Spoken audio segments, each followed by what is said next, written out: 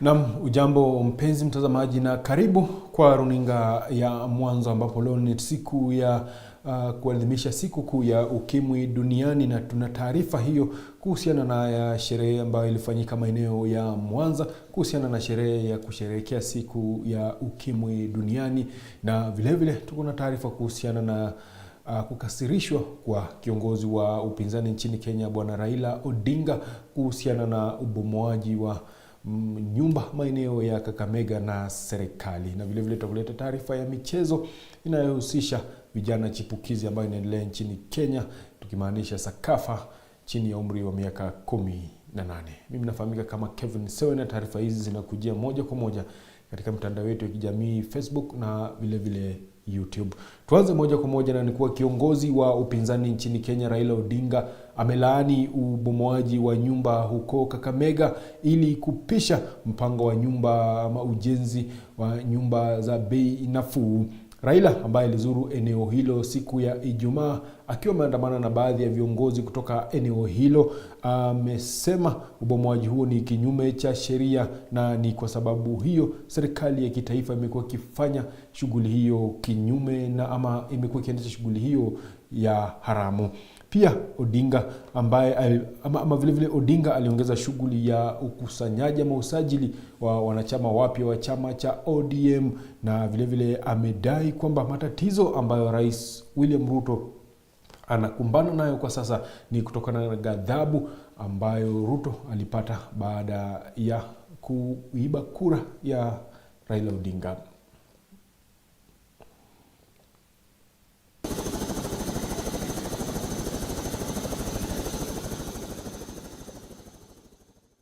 Kuna mama mwingine pale mjane vile nyumba yake imebomolewa. Kuna moja nyumba alikuwa meya wa hapa Kakamega vile wamebomoa usiku yote. Na hiyo yote hii ardhi si ya serikali kuu. Na nimesikia ati amri imetoka kwa ati regional commission. I want to say here today, the provincial administration went with the previous constitution. The new constitution has no provision for a provincial administration. There's a nefarious act which they brought in to try to bring the national government down to the counties. Under the devolved system of government, the executive authority in the counties rests with the governor, not the so-called regional commissioner or county commissioner. These are relics of colonialism that we must remove away. And we will go to court to declare this so-called provincial administration unconstitutional. County commissioner has no powers to interfere with the governor. The so-called regional commissioner is completely legal. There are no regions in our governance structure. Regions, the provinces went with the old constitution. We no longer have Western region. We don't have a Western province. We don't have Nyanza province. We don't have Rift Valley province. Coast, Northeastern, Eastern, Nairobi. Those went with the old constitution. They are no provinces. Don't rename them regions and appoint people illegally to try to control and interfere with the lives of our people. The Shetani. This is an act of bestiality that has been meted against our people here of Kakamega. It is terrible that this should be happening under the administration of a government which came to power promising the people that is going to be a pro-people. Hustler, mama mboga, bodaboda, jua kali. Ilikuwa ni takataka yote. Niliambia nyinyi hii yote ilikuwa ni propaganda. Nasikia wengine wanasema ati sisi tunapewa vyeo. Hakuna cheo chochote sisi tunataka. Kwa sababu hao ndio walikuja na agenda ya vyeo. Iye prime cabinet secretary na hao. Official opposition leader ni hao. 2 deputy opposition leaders ni hao. Na sisi tunasema hiyo viti wakitaka hiyo viti ikuwe hapa katika Kenya, katika structure yetu, paka tuende referendum. Hakuna mambo ingine, bushoti kati ya kupitia kwa bunge, kwa sababu hao ndio wanaongoza kule kwa bunge. Bunge wengi wamenunuliwa huko, wanapika kura nao. Nyinyi wa bunge, hii ripoti itakuja kwenu, na sisi tayari kupitia kwa party leader wetu tumetoa msimamo. Kabla uongee, ni vizuri usome hiyo report, ujue ni hiyo report inasema nini.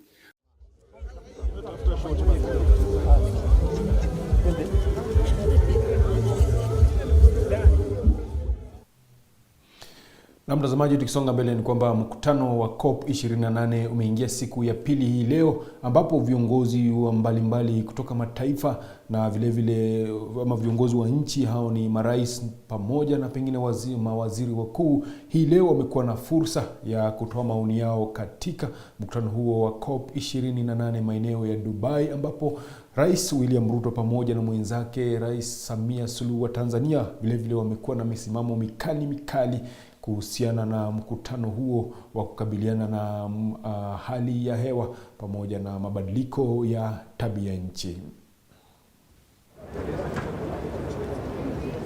Rais Samia Suluhu ametaja mambo mane kuwa ndiyo msimamo wa Tanzania katika mkutano wa COP28, ambayo ni fedha za ufadhili zizingatie athari za mabadiliko ya tabia nchi, mfuko wa pamoja wa majanga na maafa, matumizi ya nishati safi na jumuishi, na mjadala wa jinsia unaompa mwanamke kipaumbele.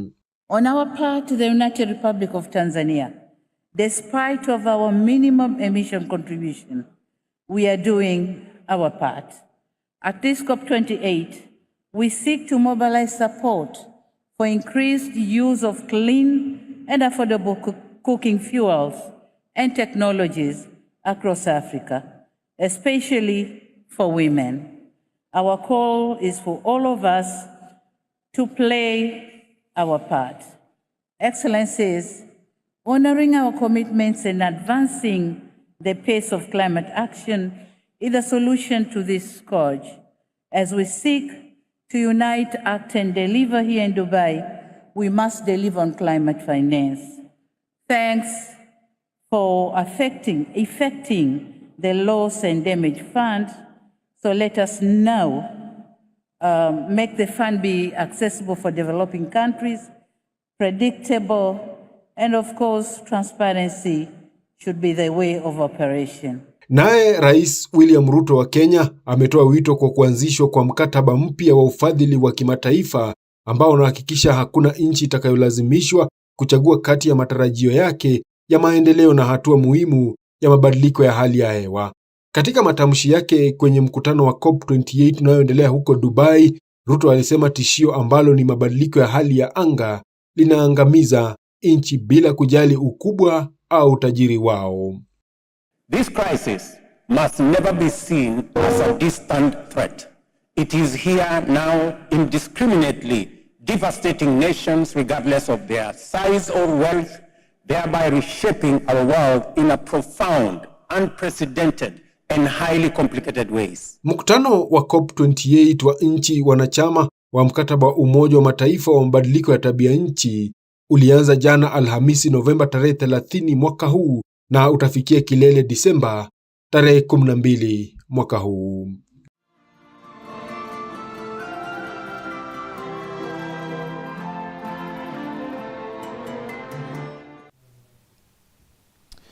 Haya, naam, dunia inapoadhimisha siku ya ukimwi duniani, ni kwamba mila na desturi zilizopitwa na wakati zimetajwa kuwa sababu zinazochangia maambukizi ya virusi vya ukimwi, hususan baadhi ya wanaume ambao wanakosa kupashwa tohara, hali inayochangia maambukizi mapya. Akizungumza kwenye maadhimisho ya siku ya ukimwi iliyofanyika wilaya ya Sengerema, mkuu wa wilaya hiyo Senyi Ng'ang'a amesema mkoa wa Mwanza una maambukizi ya juu zaidi katika taifa la Tanzania.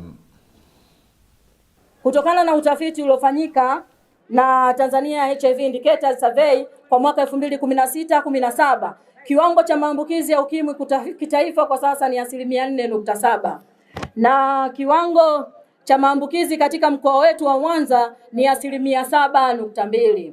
Maambukizi ya kimkoa bado yapo juu, wote mnaona 4 na 7, unaona ya kwetu bado yako juu ukilinganisha na takwimu za kitaifa.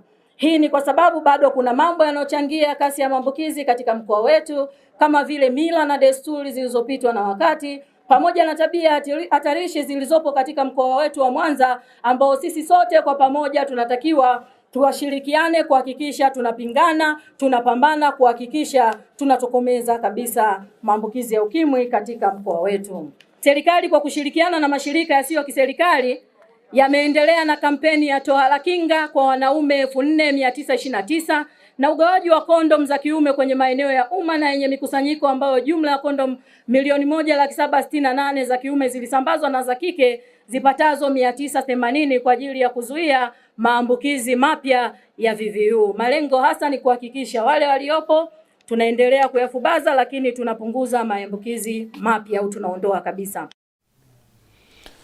Haya, tuelekee tufanye taarifa ambao pengine ni ya kufurahisha kidogo, na ni kwamba waziri wa nchi ofisi ya rais mpango na uwekezaji Profesa Kitila Mkumbo amesema ripoti ya hali ya uchumi nchini Tanzania inaonyesha kwamba pato la wananchi yani GDP per capita imepanda kutoka dola za Marekani 399 ambayo ni takriban shilingi 323 ama laki 322 pesa za Tanzania mwaka 2000 hadi kufikia dola 1200 ambao ni zaidi ya shilingi bilioni 2 pesa za Tanzania mwaka 2022. Kauli ya Profesa Kitila inakuja wakati ambapo hali ya kiuchumi kwa wananchi nchini Tanzania moja imekuwa ikilaumiwa, huku gharama ya maisha nayo ikizidi kuongezeka. La hayo yanayofuata mengine, lakini nataka nimueleze kwamba kuhusu utegemezi ni kwamba nchi yetu kwa kweli tangu mwaka 2010 bajeti yetu ya maendeleo zaidi ya 90% ni kutoka ndani. Kwa hivyo tofauti na nyuma kabisa kule ambapo bajeti ya maendeleo karibu 60% ilikuwa inategemea kutoka nje, kwa sasa ndio maana kuingia uchumi wa kati kwa kiasi kwa bajeti ya maendeleo inafadhiliwa kutoka fedha za ndani, na tutaonyesha kwa kina kwa hesabu katika miaka yote hii trend imekuwaje. Hili swala la matumizi ya serikali ni swali zuri, lakini ukweli ni kwamba tumeendelea kama serikali kubana matumizi. Sasa hili swala la matumizi ya magari peke yake nadhani kwa Tanzania kwa sasa na huko mbele tutatoa takwimu, magari yamebaki kwa viongozi wa juu. Maafisa wetu wa chini wengi wanatumia magari yao, na nadhani kama ambavyo Mheshimiwa Waziri wa Fedha aliainisha katika bajeti ambayo ilipita, hatua ambazo serikali inazichukua kuhakikisha kwamba tunabana matumizi, kuhakikisha kwamba viongozi kama ulivyosema hatuonyeshi maisha hayo unayosema ya anasa, lakini ukweli ni kwamba serikali yetu imeendelea kubana matumizi kwa kiasi kikubwa sana. Maendeleo yana sura mbili, sura ya kitakwimu na sura ya hali halisi, lakini takwimu nyingi zina reflect uhalisia. Kwa mfano, tukisema tumepunguza vifo vya akina mama wanaojifungua kutoka vifo 760 katika kila vizazi 100 kwenda vifo 104, hiyo sio takwimu tu, ni uhalisia katika maisha ya akina mama. Na kwa nyinyi ni waandishi wa habari, njia mojawapo ya kutathmini takwimu ni kwenda sasa kuongea na akina mama wenyewe wanaotumia huduma za afya. Pato la Mtanzania moja kwa maana GDP per capita income limeongezeka kutoka dola za Kimarekani wakati huo 399.5 ambao wakati huo ni sawa na shilingi 322,597 mwaka 2000 hadi kufikia dola za Kimarekani 1,200, yani shilingi milioni 2,880 mwaka 2022.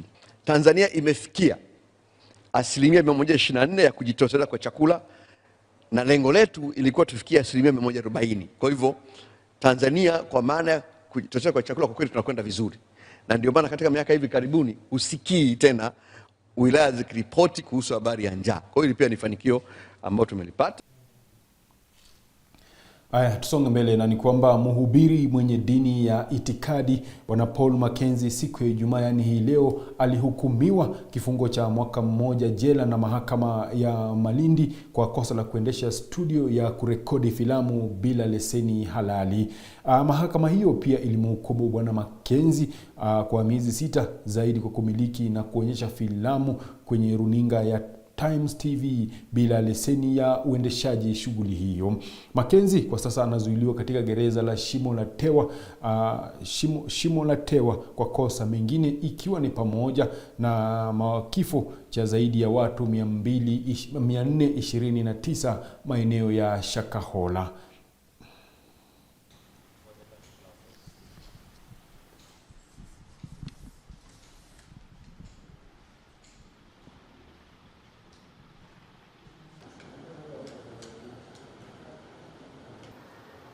In light of the foregoing, I do consider that the accused person is 50 years of age, his remorsefulness, and the fact that he indeed learnt his lesson and closed down shop and relocated, thus does not operate and run the said Good News International Church, and that he sold off his TV station. I also consider the length of time taken for this case to be concluded, the resources that may have been resulting thereof, that he is a family man, and they depend him on their source of livelihood. I'm also cognizant of the accused's diligent attendance to court. All the foregoing are insofar as mitigating circumstances are concerned. In respect to the charge of possession and exhibition, the defense counsel in mitigation stated that the accused had been charged with a similar offense, thereby making him a repeat offender. That, however, the said offense may not have been intentional. This cannot be the case, for once the accused person had been charged, that was information enough to him that he was running against the law, and he ought to have refrained from the same, and not to call for deterrence from the court. As such, he knowingly reoffended. In addition, indeed it is true that the long-haul effects on the viewers of the unauthorized content are grave and have tumultuous effects in the long run. In light of the foregoing, in respect to count 2, I hereby sentence the accused person to 12 months imprisonment, while in respect to count 3, the accused person's explanation of not knowing the need for a license from the Film Classification Board, having obtained a broadcasting one, is a reasonable, though not entirely acceptable, as ignorance of the law is no defense, hence the resulting conviction. And in light of the same, I sentence the accused to 6 months imprisonment. The sentences shall run concurrently. There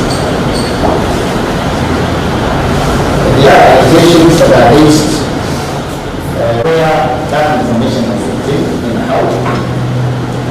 I will urge you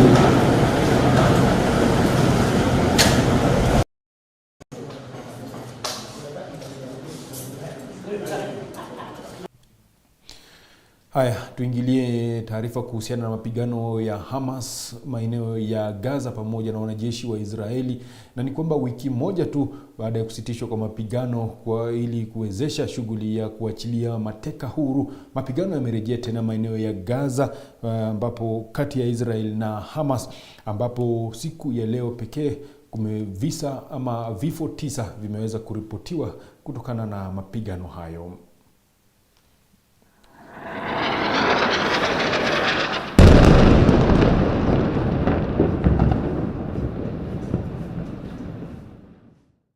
Mapigano yameanza tena Gaza Ijumaa baada ya kumalizika kwa mapatano ya wiki moja kati ya Israel na Hamas, huko vifo vya kwanza viliripotiwa dakika chache baadaye, kulingana na maafisa wa afya katika eneo la Palestine.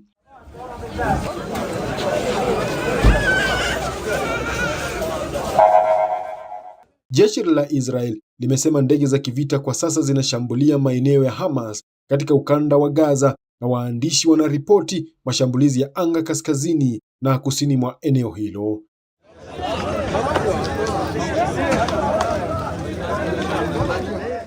Marwa Alhams, mkurugenzi wa hospitali ya Al-Najjar huko Rafa, kusini mwa Gaza, ambapo Wapalestina wengi walikimbilia baada ya kuambiwa na Israel waondoke kaskazini mwa eneo hilo, amesema mashambulizi yameua takriban watu 9 katika mji huo, wakiwemo watoto 4.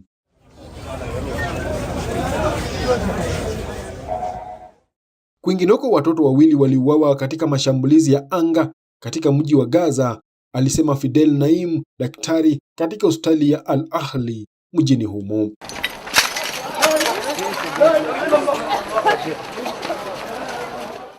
Mapambano yalianza tena muda mfupi baada ya jeshi la Israel kusema kuwa limenasa roketi iliyorushwa kutoka Gaza, ikiwa ni ya kwanza kutoka eneo hilo tangu kombora liliporushwa dakika chache kabla ya kuanza kwa mapatano hayo Novemba 24.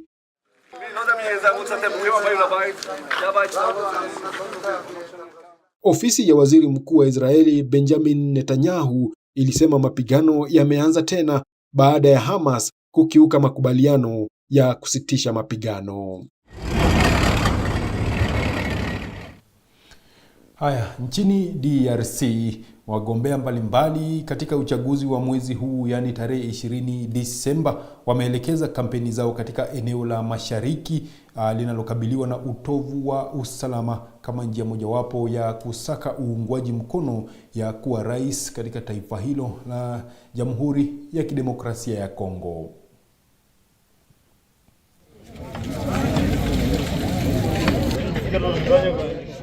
Licha ya kuwa na utajiri wa madini, nchi hiyo ya Afrika ya Kati imekuwa ikikabiliwa na utovu wa usalama, ufisadi pamoja na matumizi mabaya ya afisi za serikali. Japokuwa sehemu kubwa ya taifa hilo imerejelea hali ya utulivu mdogo baada ya matukio mawili makubwa ya mapigano kati ya miaka ya 1990 na 2000, makundi ya watu wenye silaha na waasi yamekuwa yakitekeleza mashambulizi mashariki mwa taifa hilo, jirani na nchi za Uganda, Rwanda na Burundi.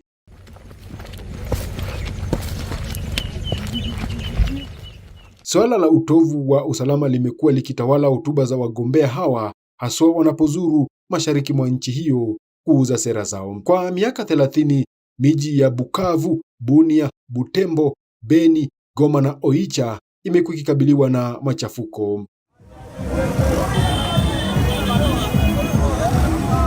Karibia raia milioni 44 kati ya idadi ya karibu watu milioni 100 wamesajiliwa kushiriki katika uchaguzi huo wa tarehe 20 ya mwezi huu wa Disemba.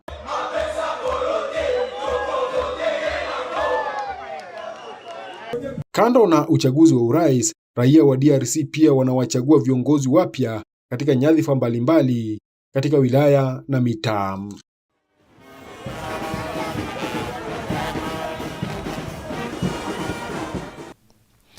Haya, tuelekee Guinea-Bissau, na ni kwamba makabiliano makali ya risasi yameshuhudiwa katika mji mkuu wa Guinea-Bissau mapema Ijumaa asubuhi baada ya walinzi wa vikosi maalum walipokwenda kuwatoa kizuizini waziri na kiongozi wa ngazi ya juu serikalini katika taifa hilo la Afrika Magharibi.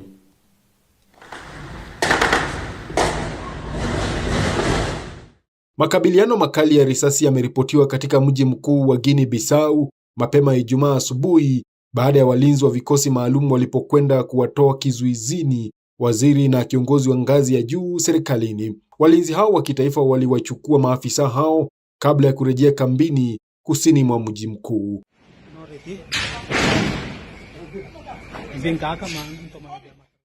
Vikosi maalum viliingilia kati baada ya mazungumzo ya kuacha huru kukwama na kuishia kutokea kwa makabiliano ya risasi. Kiongozi wa kundi wa wanajeshi waliokuwa wakijaribu kuwaachilia watu hao wawili sasa wanashikiliwa na jeshi na hali imedhibitiwa. Waziri wa fedha Suleiman Said na katibu wa hazina kuu ya serikali Antonio Monteiro walikuwa wamezuiliwa, huku kukiwa na uchunguzi wa madai ya kutolewa kwa dola milioni 10 ya fedha za serikali kwa njia isiyo ya kawaida.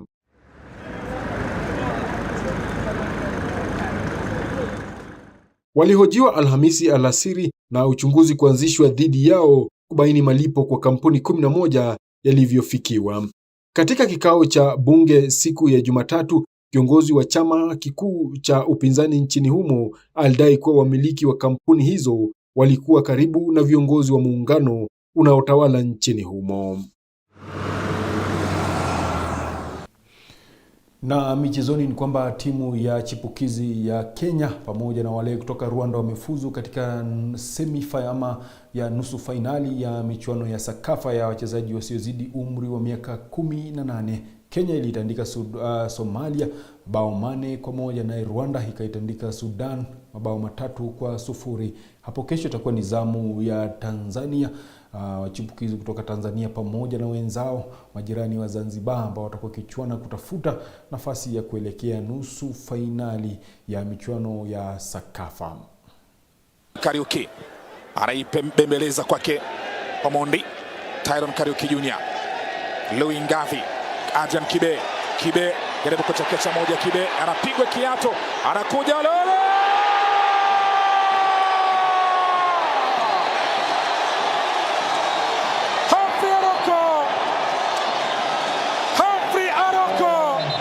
baada ya kazi nzuri ya Tyron Kariuki, kazi nzuri yake. Na mtazamaji, ni hayo tu tuliweza kuandalia jioni ya leo. Kwa mengi zaidi, kama kawaida, unaweza fuatilia mitandao yetu ya kijamii Facebook, YouTube pamoja na Instagram, na vile vile mtandao wa X zamani ikiitwa Twitter. Mimi nafahamika kama Kevin Sewe. Uwe na weekendi ya kufana. Kwaheri kwa sasa.